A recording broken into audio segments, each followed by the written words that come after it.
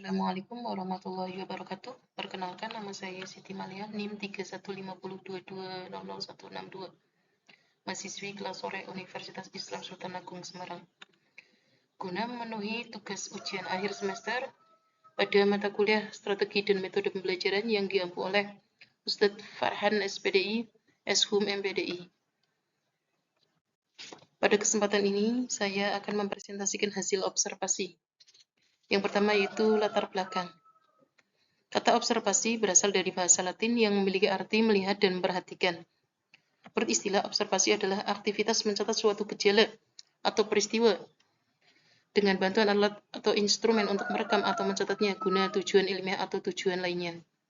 Dengan demikian, pengamatan atau menggunakan seluruh pencarian indera untuk mengumpulkan data melalui interaksi langsung dengan orang yang diamati. Pengamat harus menyaksikan secara langsung semua peristiwa atau gejala yang sedang diamati. Dari pengertian tersebut, dalam mendeskripsikan hasil kegiatan observasi, diungkap secara detail dan sesuai dengan kenyataan dalam tempat observasi. Kegiatan observasi yang dilakukan adalah untuk menganalisis materi pendidikan agama Islam di sekolah. Analisis kegiatan observasi berangkat dari kegiatan pengamatan yang dengan menggunakan wawancara yang dilakukan individu observer terhadap guru mata pelajaran pendidikan agama Islam, khususnya di kelas 5 di Sekolah Dasar SD Negeri Sri 04. Selanjutnya itu rumusan masalah. Dalam rumusan masalah kali ini, observer akan membahas dua rumusan masalah. Yang pertama yaitu bagaimana strategi dan metode pembelajaran yang diterapkan di Sekolah Dasar Negeri Sidadi 04, khususnya kelas 5.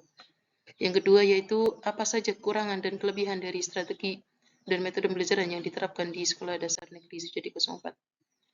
Selanjutnya itu tujuan kegiatan observasi. Tujuan dari kegiatan observasi yaitu untuk mendeskripsikan hasil observasi yang dilakukan dan tidak berhenti sampai di sini saja, yaitu observasi dianalisis dengan cara mengidentifikasi bagaimana metode belajar seperti apa yang diaplikasikan oleh guru dalam proses pembelajaran yang dilakukan. Dalam observasi ini berlangsung dalam satu kali pertemuan. Selanjutnya itu ruang lingkup observasi. Dalam observasi yang dilakukan secara individu, membatasi ruang lingkup kegiatan observasi pada materi dan metode pembelajaran agama Islam. Menggunakan metode tanya jawab dengan guru pendidikan agama Islam kelas 5. Selanjutnya itu pelaksanaan observasi. Yang pertama akan kami bahas itu tempat dan waktu observasi.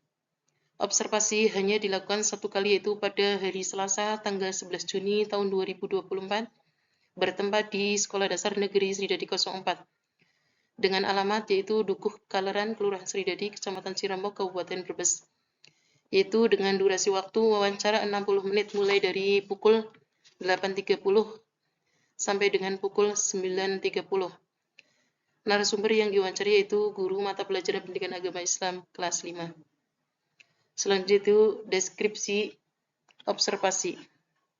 Pada saat pelaksanaan observasi, terdapat beberapa aspek yang didapat dari hasil wawancara, yaitu yang pertama, materi yang diajarkan. Materi pendidikan agama Islam kelas 5 sesuai dengan program kurikulum Merdeka, terdapat 10 bab dalam 1 tahun ajaran, diantaranya itu 5 bab dalam semester pertama, dan yang kedua yaitu 5 bab dalam semester kedua.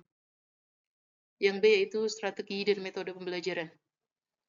Untuk strategi dan metode pembelajaran pendidikan agama Islam di Sekolah Dasar Negeri 04 yaitu menggunakan metode bervariasi seperti metode ceramah, dialog, pembiasaan, serta metode kerja kelompok. Adapun kelebihan dan kekurangan metode pembelajaran, yang pertama yaitu yang akan saya bahas yaitu metode ceramah. Metode ceramah memiliki kelebihan yaitu dalam penyampaian materi menggunakan metode ini, materi akan jauh lebih luas dan anak-anak akan cepat paham. Metode ceramah juga memiliki kekurangan, yaitu kalau terlalu lama anak-anak akan merasa bosan dan mudah ngantuk, apalagi dalam memberi materi itu terlalu monoton. Anak-anak tidak akan merespon, artinya sangat kecil. Yaitu kedua, metode dialog. Metode dialog memiliki kelebihan, yaitu anak-anak akan lebih aktif bertanya serta dapat menumbuhkan rasa ingin tahu. Anak dan kemungkinan juga akan muncul pertanyaan di luar materi. Untuk kekurangannya yaitu anak akan merasa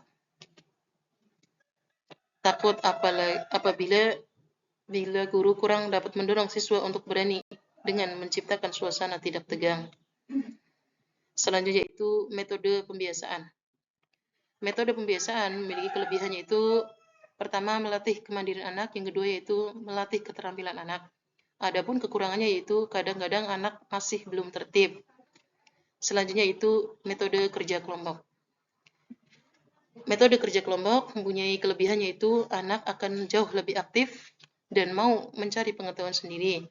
Terus juga melatih kerjasama dan guru hanya sebagai motivator atau fasilitator. Adapun kurangnya itu ada anak yang menonjol